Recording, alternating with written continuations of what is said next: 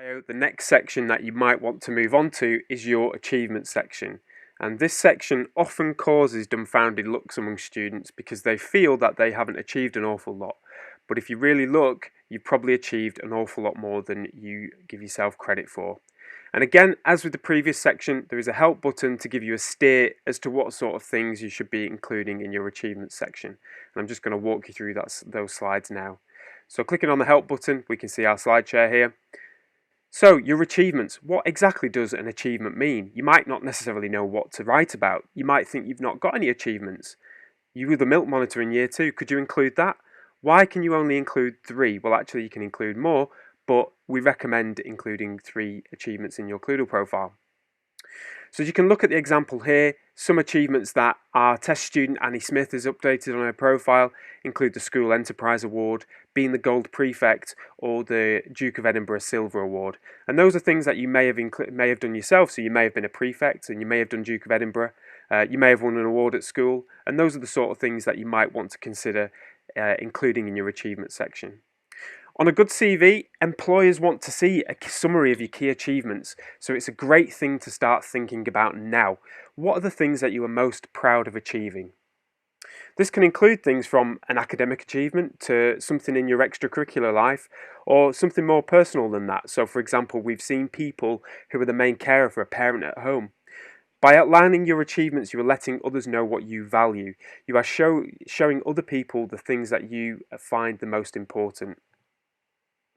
3, we feel, is the magic number. So we did used to have a limit on the number of achievements you could put in this section. Since then we removed that because some people put more, some people put less, but it's better to be selective than to just go gung-ho and list everything you feel. As we said in the previous slide, what you include in this section is a great indicator as to what you find important. So having some sort of editorial process around your achievements is a great idea. These are the things that you would include in your CV, and you wouldn't necessarily tell an employer about something you did 5-10 years ago, but you might want to tell them about something that you did last year.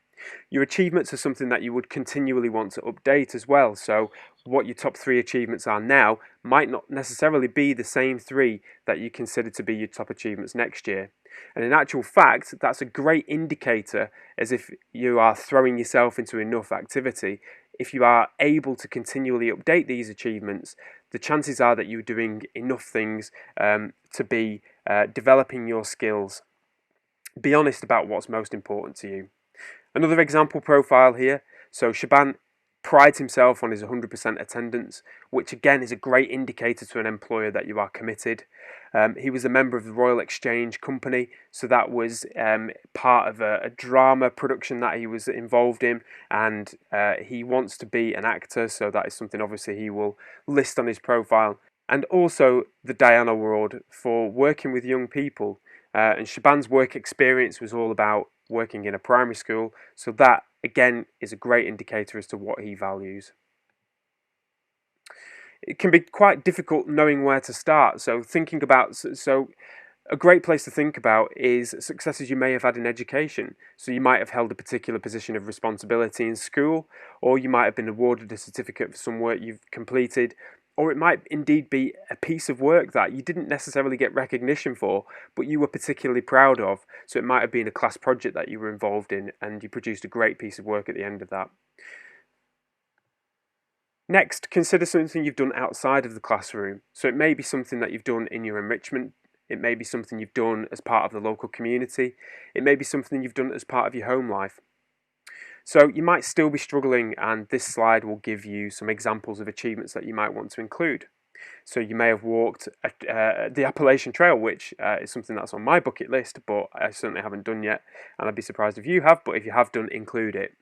You may have raised some money for charity, you may have taken part in a talent show, music qualifications, you may have represented the county at a particular sport, so cricket in this instance, but you may have done some different sports.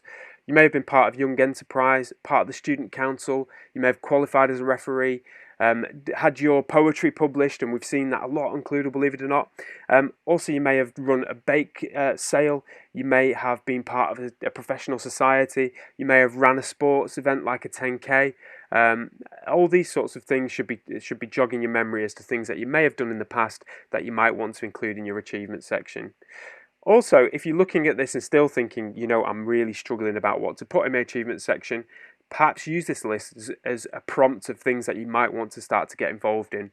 So part of the process of building your Kloodle profile isn't necessarily having a great profile here and now. It's alerting you to the fact that these are skills, achievements, qualities, personality traits that employees find massively important. And if you're struggling to write things, that's a great prompt that you might want to get involved in some of these things. So don't worry if you can't write about these now.